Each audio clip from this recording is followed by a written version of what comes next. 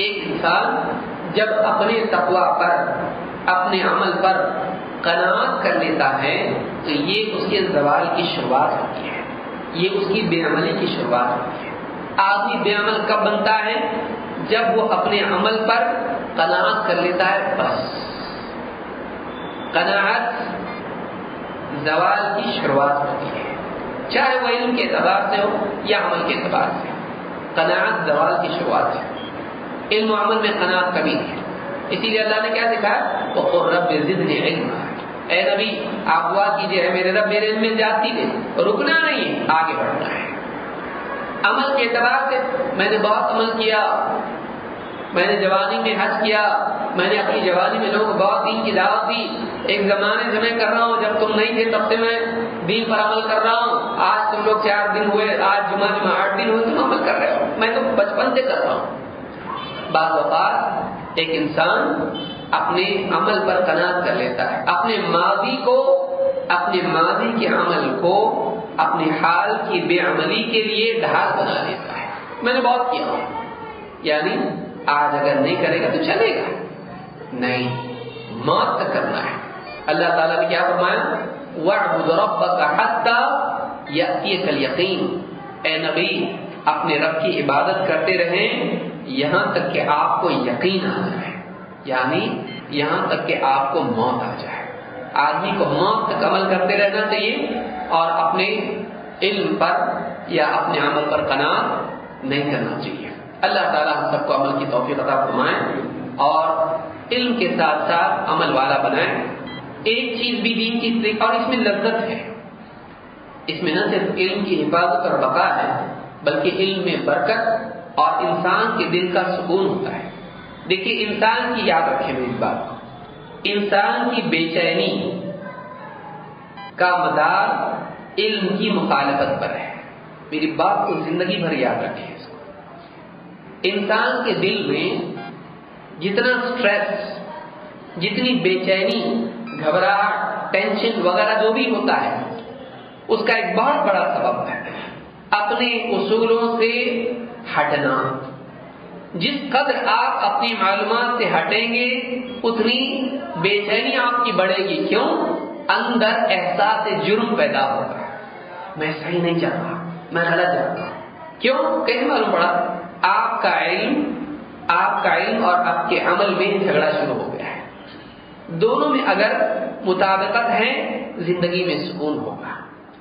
جیسا جیسا علم کے ٹریک سے عمل ہٹتا جائے گا بے چینی بڑھتی جائے گی۔ اگر یہ آپ نے سیکھ لیا، سمجھ لیا، سکون کا بہترین ذریعہ یہ ہے کہ ایک انسان اپنے عمل کو اپنے علم کے مطابق بنائے۔ جیسا جیسا کرے گا آدمی کی زندگی سکون والی ہوگی۔ ایک دن کر کے آدمی دیکھے، یہ بات آپ کی سمجھ میں آئے گی۔ اللہ میری بھی سمجھ میں، مجھ کو بھی سمجھنے کی توفیق عطا فرمائے۔ انسان کی بے چینی کا مدار اس کی بے عملی پر ہے۔ جس قدر علم سے وہ اس کا عمل دور ہوگا اس کا دل سکون سے دور ہوگا۔ جس قدر انسان کا عمل اس کے علم سے دور ہوگا اسی قدر اس کا دل سکون سے، چین سے، اطمینان سے دور ہوگا۔ جتنا وہ اللہ کو بھول کے زندگی گزارے گا اتنا ہی اس کی زندگی میں بے چینی بڑھے گی۔ اللہ کو یاد رکھ کے جینا، اللہ کے حکموں کو یاد رکھنا، اللہ کے مطالبے کو یاد رکھنا، اللہ کو یاد رکھ کے جینا سکون کا ذریعہ ہے۔ اللہ نے فرمایا الا بذکر اللہ تطمئن القلوب، خبردار اللہ کی یاد سے دلوں کو اطمینان اور سکون، چین نصیب ہوتا ہے۔ اللہ کو بھول کے سکون نہیں ملتا، اللہ کو یاد رکھ کے سکون ملتا ہے۔ لہذا یہ چیز یاد رکھیں، آج ہم نے چیز سیکھی ہوئی تھی کہ سلف کا طریقہ یہ ہے کہ وہ علم اور عمل کی مطابقت پیدا کرتے تھے۔ صرف علم میں مصروف ہو کر، بحث مباحثے میں مصروف ہو کر عمل کو پس پش ڈالنا اس سلف کا طریقہ نہیں ہے۔ اللہ رب العالمین ہم سب کو عمل کی توفیق عطا فرمائے۔ ہر دن جب آپ بیدار ہوں، اللہ مجھ کو بھی اس پر عمل کی توفیق عطا فرمائے۔ ہر دن جب ہم نیند سے بیدار ہوں تو ہم سب سے پہلے کیا کریں؟ دعا پڑھیں۔ سب سے پہلے ہم دعا پڑھیں، الحمدللہ الذی احیانا بعدما اماتنا والیہ النشور۔ آپ دیکھیے آج اگر ہاتھ اٹھانے کے لیے کہوں کتنے ہاتھ اٹھیں گے؟ میں کسی کو بولوں گا نہیں ہے، کسی کا راز اور کسی کی کوتاہی کو ظاہر نہیں کرنا چاہیے۔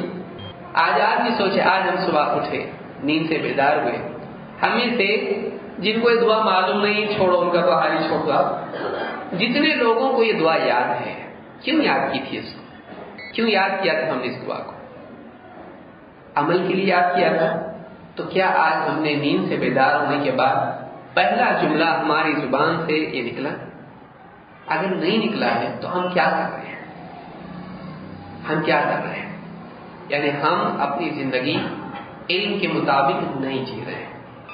جو ہم کیا، اس میں کیا وقت جاتا ہے؟ اس سے زیادہ وقت تو واٹس ایپ چیک کرنے میں جاتا ہے۔ آج کتنے لوگ ہیں، میں کسی کو، ہر آدمی اپنے اوپر گواہ ہے، بل الانسان علی نفسہ بصیرہ، انسان خود اپنے اوپر خود گواہ ہے۔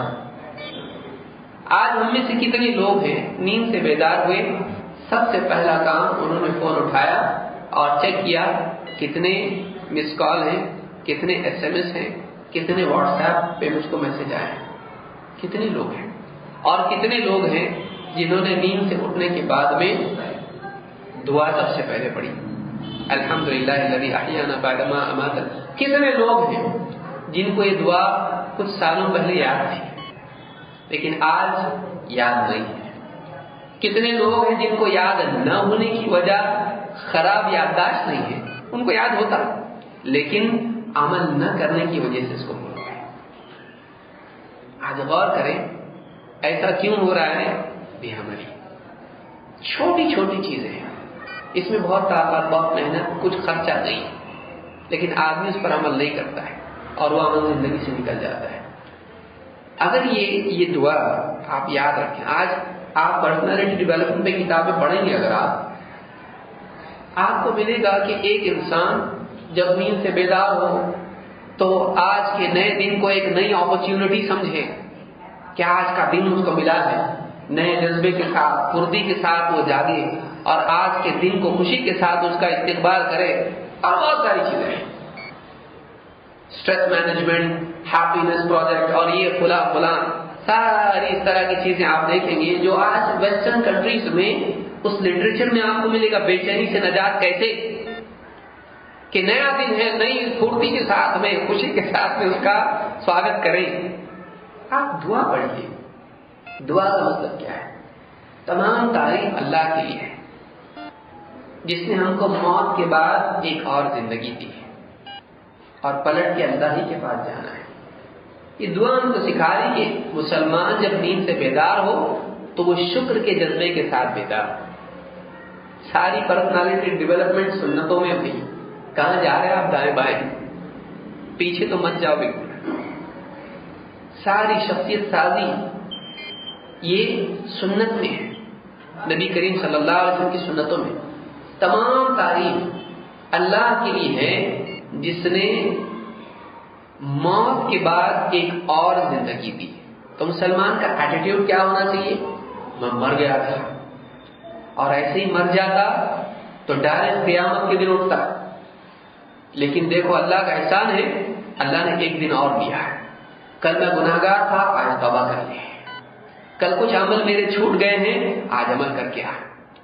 کل تک نیکیاں شاید گناہوں سے کم تھی، آج کا ایک دن مل گیا، نیکیاں اور کر کے گناہوں سے زیادہ نیکیاں کر لے۔ کچھ ذمہ داریاں کل باقی تھیں، آج ایک دن اور دے رہا ہوں، نیکیاں کر کے ذمہ داریاں پوری کر لے۔ کتنے سارے کام میرے بچے ہوئے ہیں، وہ کام کر لے۔ تو ہر دن آدمی ایک موقع مان کے چلے، ایک اپرچونٹی مان کے چلے کہ اللہ نے، دیکھو اللہ کا کتنا احسان ہے، ساری تعریف اللہ کے لیے جس نے پھر ایک دن دیا۔ دیکھو تو ایک انسان کا ذہن نیند سے اٹھتے ہی سب سے پہلا کام اللہ کا شکر کرنا۔ مسلمان کا دن پازیٹیولی شروع ہوتا ہے۔ دیکھیے آج اگر آپ پڑھیں گے، ہم لوگ تو پڑھتے رہتے ہیں، دیکھتے ہیں کہ کیا چل رہا دنیا میں، سارے ٹینشن کے علاج کے لیے کیا کیا نسخے آ رہے ہیں۔ تمہارے پاس کیا ہے، ہمارے پاس کیا ہے، کمپیئر کر کے تبھی تو معلوم پڑے گا۔ وَبِضِدِّهَا تَتَبَيَّنُ الْأَشْيَاءُ۔ شعر ہے، اس کا ایک مصرع ہے مطلبی کا ہے کہ وَبِضِدِّهَا تَتَبَيَّنُ الْأَشْيَاءُ، جب کسی چیز کا اپوزٹ دیکھتے ہیں تو اس چیز کی واقعی قیمت سمجھ میں آتی ہے، اس کی حیثیت سمجھ میں آتی ہے۔ اسلام کے مقابلے میں غیر اسلام کو جب آدمی دیکھتا ہے تو اسلام سمجھ میں آتا ہے کہ واقعی اسلام کتنا زبردست ہے۔